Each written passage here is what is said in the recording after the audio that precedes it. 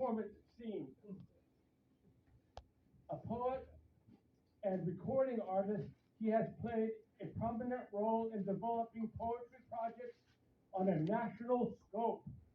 The Woody Guthrie Poets, National Beat Poet Festival, Poets Building Bridges, and Radio Poet blog. His most recent collection is Resurrection Song, Roadside Press, 2023, and has released 4 albums of alternative music poetry to streaming services online. George travels internationally to share his work and has received numerous honors and awards from major festivals in the US, Europe, and South America. So everybody give a big welcome to George Wallace. Okay.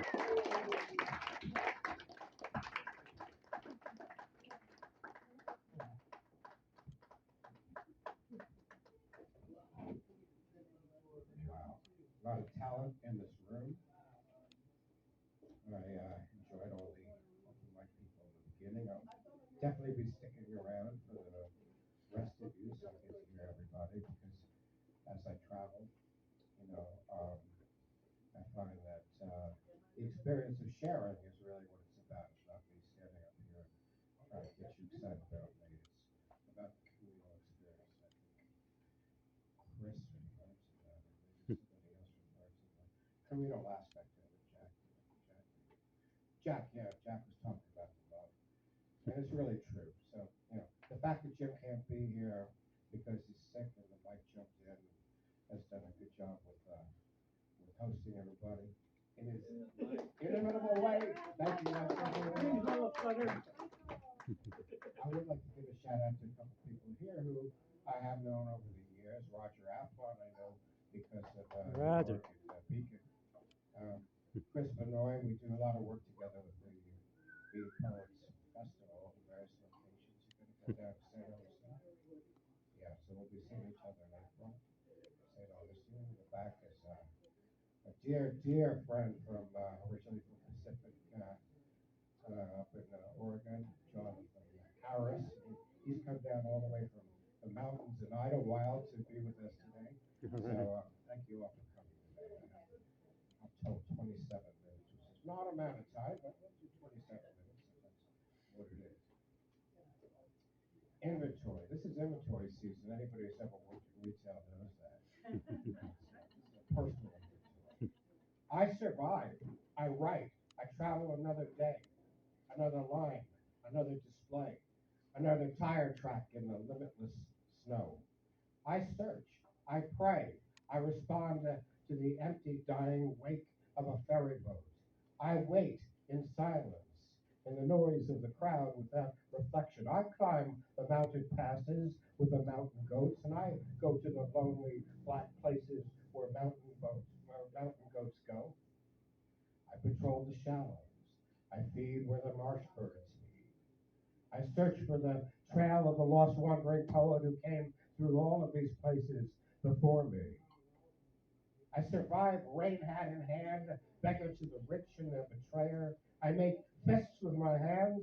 I set off fireworks in my brain. I wander. I break bread with strangers. I take stock.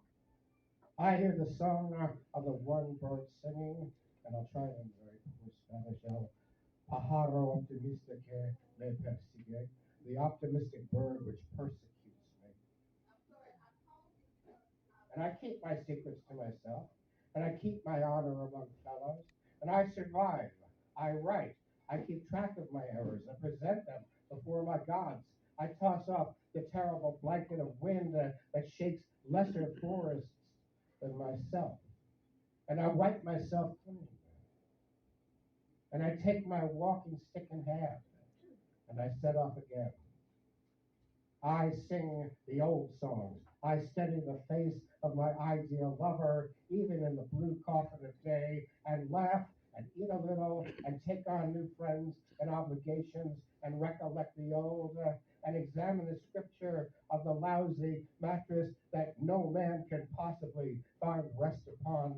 or dislodge himself from in his dreams.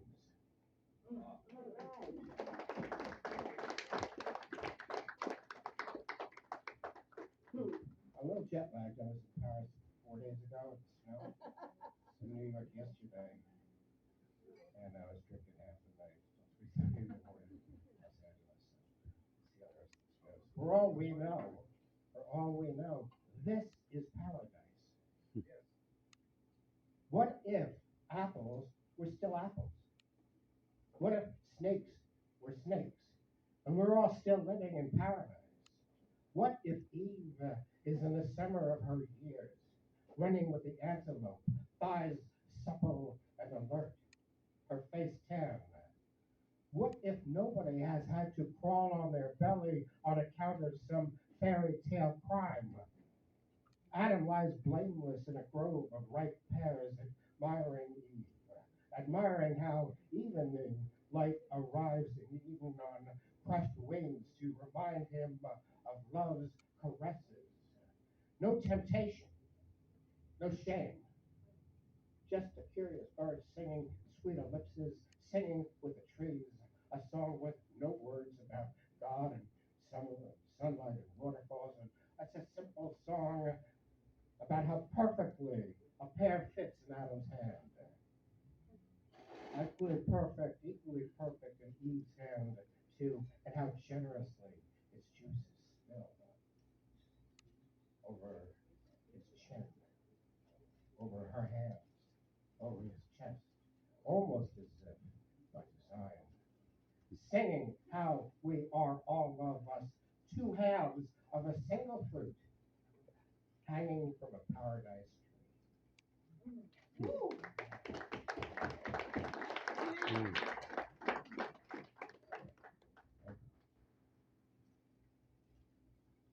Kind of a New York City world. Listening to jazz on a rainy bebop afternoon, this one I'll do Reefer Chris. Because it's the music of the old daddy hipsters like Chris, turning things inside out. Because the brightness and malevolence of the blowing in the heart of a dark, intolerant age releases strength of mind, and so craziness blows joy back into a joyless world, spirit back into the secret bloodstream of material existence. Because strange cats were dodging raindrops and hopping from club to club in broken-hearted streets of Chicago and Kansas City and LA and 50s middle America. Because we should be dodging raindrops too. Because the old daddy hipsters were gone, magic visionary creatures rearranging the furniture in a down-and-out age. Revolutionaries, apparitions, spies. Because this is a down-and-out age too.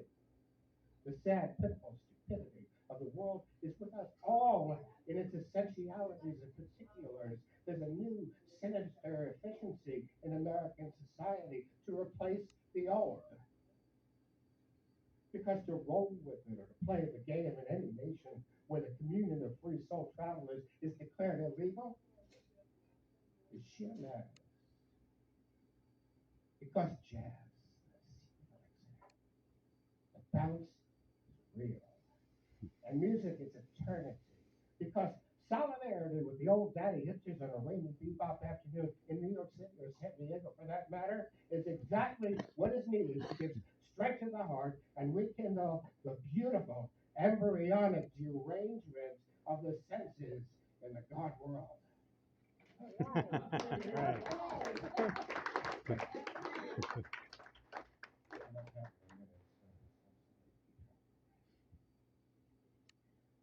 Some of you are the age to remember when we had a big heart. Big heart. Hippies said it were. It's what it's called, When We Had a Big Heart. When, like a big fire truck roaring through rush hour traffic to rescue the world from itself. When our free souls beginning their journey through the world, not with it, not against it, just through it. When love was a word and hearts were near to bursting on every doorstep and in every puddle and plate. When in the reflection of possibilities like a belly full of miracles, when pure hearts brewed into overfilling and despite the cold realities grew round and red as radishes. We had enough of all the bullshit that surrounded us all to their two human existences and ready to change the world. Wind shimmering over the city like FM radio, a new kind of music sucked all the bad air out of our miserable, deranged animal brains and replaced it with collective joy. And ignorance and prejudice were defrocked and sent off to the ash pits of history to contemplate their many crimes. And the world put on a new suit of clothes and surprised itself in the mirror with how good it looked. And went out into society and overcame its own imperfect nature and smiled. And life was on fire again, something you could almost taste. In the genuine echoing motion of our bodies approaching each other openly on a dance floor, you could smell the smoldering ecstasy. You could just feel it. Nobody was going to bring anybody down. No, not this time. And the music sparked, and the streets were for us like the trajectory of stars, and love sweetened our tongues for each other. Like spiced rum, and you extended your hand to mine, and I took it and offered mine the same, and the day-glow laughter of every woman and man sang a panegyric to every other man, woman, and child, and we were momentarily Yeah. free. No perp walk, no small-brained politicians to mess us up. No betrayal, no anger, no hate, or manufactured war to shame us free until our lungs burst to hurt to bursting with so many kindnesses, like too much cotton candy at the fair. And we hung around on the edge of a cliff on a western shore where we are right now and waited for the sun to go down. And we were magnified. We were magnified. And never made to feel small when we had a heart. When we had a big heart. All right. Yeah.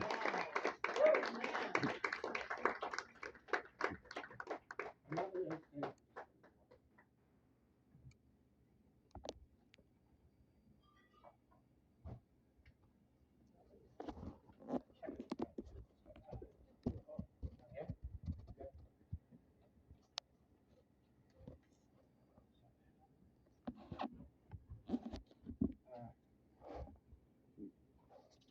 I am sorry, Diane DePriva.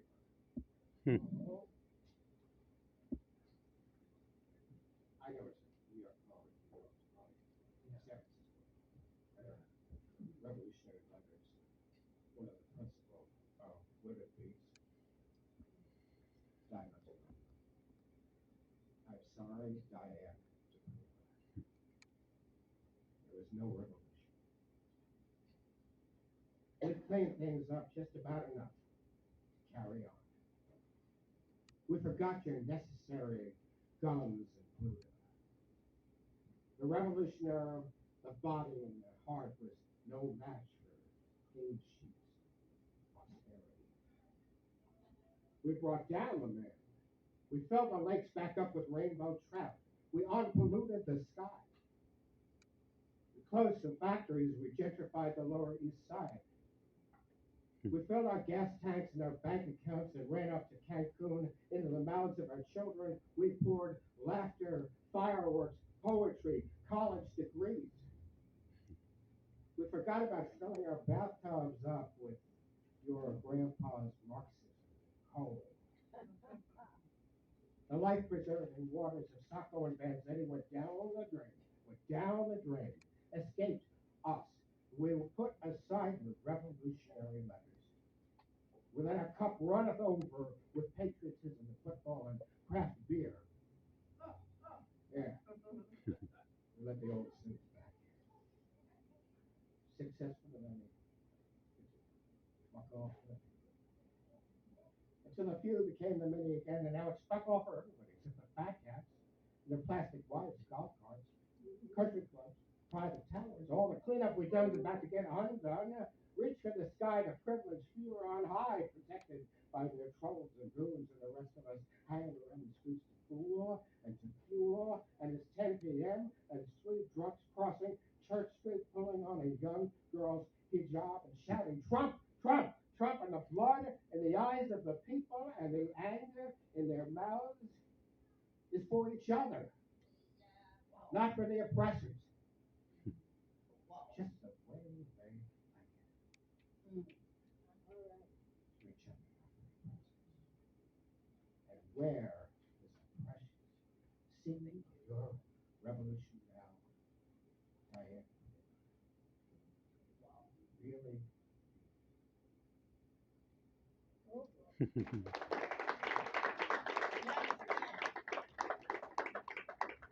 I can't think of the word back there. I see Ellen Maybe is there in Los Angeles. Yeah, oh, Yeah. I want to give a shout out to her. She gave me a blurb on my most recent books. I appreciate the friendship. Riding Boom Boom. That's a true story. One of these things out of history. Facts are simple. They speak for themselves. But facts don't always tell the whole story. Boom Boom was a bluesman. He played the blues. 60 years old. He lived alone in a split-level house in Kings Park, Long Island, New York, with a ramp in the front on account of a bad back, and a maple tree in the yard which he used to swing on when he was little, when the kids were little, before they moved away. He liked his chocolate. He liked his Jack Daniels. He liked his bass guitar. He liked his kids. He liked his friends. He liked a woman or two. And he liked putting on the riding gear and going out on the Long Island Expressway to ride, baby, ride. And the cops said they didn't target him. Cops said they didn't drag him down, track him down. Cops said they were just protecting the public when they came to his house to haul him in because somebody called and complained. They said somebody phoned and complained. They said, told him he was behaving irrational. Irrational. Irrational to be the person they don't want you to be. Irrational to refuse to swallow a 9 to 5. Irrational to fight the leather belt they step you down with when the psych doctors come around to pick you apart. Irrational to cut loose, to escape, to be passionate, to ride out free when the blues and the booze and the passionately just aren't enough. And you've got to get away from the pain of living in this messed up, rational world. Facts are simple. They speak for themselves. Facts never do enough. They never do enough. They just do their job. Like cops do their job. Like doctors do their job. Like liquor does its job. Like motorcycles and the blues do their job. Boom Boom was 60 years old. He played bass guitar. I wouldn't say it was tons of fun on stage, but sometimes the bass guitar isn't enough to make the blues go away. Cops took him in. It was a struggle, so they say. He hit his head on something, so they say. What he hit his head on, the cops never said. Or as how a 60-year-old with a bad back would put up that kind of a fight. There's a bunch of cops. Actually, his name was Ports, Lowry Ports. It's a good name. It's a simple name. It speaks for itself, but names are just facts. All they do is their job. Names aren't enough to cure what ails you in a messed up, rational world. That's why his friends called him Boom Boom. Because that's how he wrote. That's how he really was. Someone named Lawrence Ports died. That's long short. Well, that ain't Boom Boom. Boom Boom ain't dead. The cops cannot kill Boom Boom. All over America tonight, all over the world, men will be riding motorcycles, women will be getting tattoos, kids will be drinking Jack Daniels, and bluesmen will be playing the blues. And I do not know where we will be tonight, or you will be tonight, or what you'll be doing. But as for me, I'll be riding with Boom Boom, getting irrational.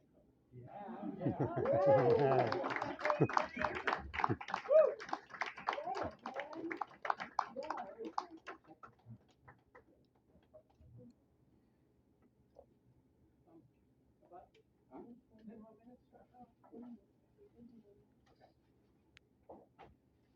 Uh,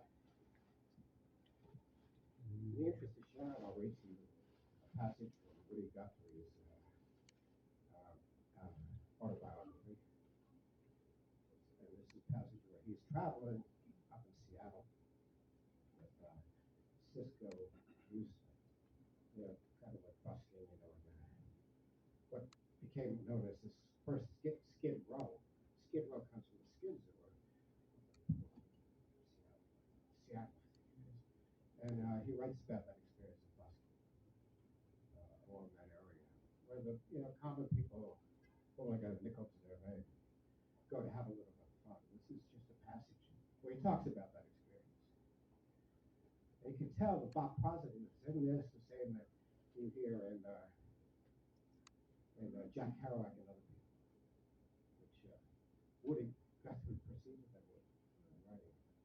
Cisco and me sung for our ships. We moved along the skid, looking at the bars and taverns, listening to the neon signs, sputter and crackle, and on the lookout for a gang of live ones. The old splotchy plate glass windows looking too dirty for the hard rain ever to wash clean. Old doors and dumps and cubby holes had a sickly pale color about them, and men and women, bosses and work hands humping around inside and talking about back and forth to each other. Some soggy smelling something, some newsstands trying to keep their fronts open and sell horse race tips and sheets to the people ducking head down in the rain, in the rain, in the rain, in the rain. And the food hall stunk to high heaven, tobacco smoke spit and pounds of dirty men yelling over their beds. Hot shop windows all piled up and hanging full of every article known to man, and hooked there by the men that needed them the most. There was tools, there was shovels, there was carpenter kits, there was paint sets, compasses, brass faucets, plumbing tools, saws, axes, big watches that hadn't run since the last war, and canvas tents and bedrolls taken from the fruit tramps, and the coffee joints, slipping steam knives, hash counters, open fronts, lined with men swallowing and chewing and hoping that the rain would wash something down. Rain would wash something down from the heights like a job, down to Skid Row, something along the skid, a job. And the garbage along the street, stones, curbing, and shale and slush that washes down the hill from the nicest part of town, the straw, the manure, stuff that comes down from the high places, like Cisco Kid and me. We came down from the high places. We came down like several thousand rounders to land and to clog, to get caught along the Skid Row. This is where working people come to squeeze a little fun and rest out of a buffalo nickel. Three or four blocks of old wobbly flop houses and buildings, and I know them. When I sit here on the skid, I know these people. The hats go down over their faces. You know me. They know me. They call me Guitar Buster, Joint Hopper, Tip Canary, Kitty Box Man. And I know them. Horse wranglers, dead enders, stew bums, stealers, dealers, sidewalk stealers, convicts, skyflies, flatfoots, reaper riders, dopers, smokers, boilers, smokers, coppers, spiders, freeway riders, honest people, fake people, vamps and saviors saved, whose whorehouse hunters, doorbell ringers, footloosers, honky tonkers, corn huskers, guitar buskers, nice people, bastards, sons of bitches, fair, square, honest folks, and low, sneaking, greedy people, and somewhere in amongst all of those Skid Row skidders, Cisco and me sung for our chips.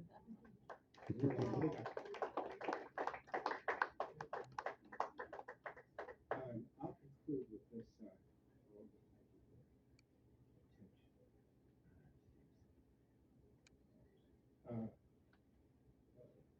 Have you seen Napoleon Dynamite? Grandma, June Buggy. This is a cartoon. And the title of the poem is Off-Road Four-Wheel Busted Up Collarbone Low Bar Miss America. She loved to tip June Buggy. She loved to ride She loved to be outside and spit and cry and hop like a toad, burn like a bar, and shoot like Novocaine. She spit in the bushes. She spit on the mountaintop. She spit on the prairie, on the bayou, in the mouth hole of a universal universe. She loved the Shenandoah, Mississippi, Oklahoma, Tuscaloosa. She loved Hot Wheel, all of the situated Space Jam blues. Top down, hood up, piston busting woman of the blue sky and rack and pinion tie tap, shoe shine, shotgun, home on the range, not the kind to cook on. And oh, she loved her own thick hair like nobody's business, like nobody's business. She combed it back, she let it go wild, she tossed it back like a steel drum, and like a backdoor Catholic, prophylactic Mormon figure eight pagan little Miss America, crazy, drunk, or spying on her own sweet self. Oh no. Oh, no. This 4th of July, drunk by the campfire girl, the embers do not go out on you. The embers do not go out on you. No, not on you. Not the lights of Broadway. Not the pool hall lights. Not the jailhouse lights. Not the junkyard lights. Not the headlights of the supermarket lights all night long in the supermarket parking lot. And oh, our mulish temper. And oh, her talking back. And a wrapped up men with metallic skin, skinny men, Batman, Mussolini men, gold bar men. No one could stop her. No one could stop her. No grease gun Jake, no big bag Joe, no coke dust, dipstick, tin shield, sawdust, sheriff. She loved herself. She loved herself. Body, her mule, her muscles, her calves, her skin, her ankle, hoppet, her ankle, thigh, hip high, tight heel, boots. She shuddered and waved like prairie grass she so certainly did want to be. She loved to be outside herself. She loved, and she needed to be loved, and she shoved it around and she shook it out. She got took, she got lost, she got rediscovered, she got wasted, she got found there, ripped open, given away, put up on a pedestal, took for a ride, stolen in the night. She yanked it all out. Every ounce of it, the flesh, the earth, the river, the rain, the red rock forest of oak. She plummeted like eagles. She whirled like silver corn. She spooned up asphalt and plowed it back under and tucked it away and bombed and bombed and bombed.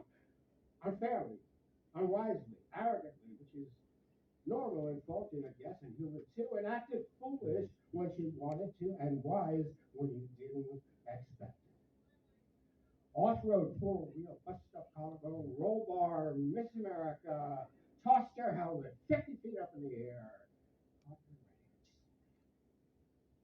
A big Yahoo popped by a six-pack of a beanbag woman. Headphones blaring, tongue busting, shit crazy, headed off to anywhere, doomed as a devil dog. Little Miss America leaped out of the darkness and into the sun. Thank you, San Diego.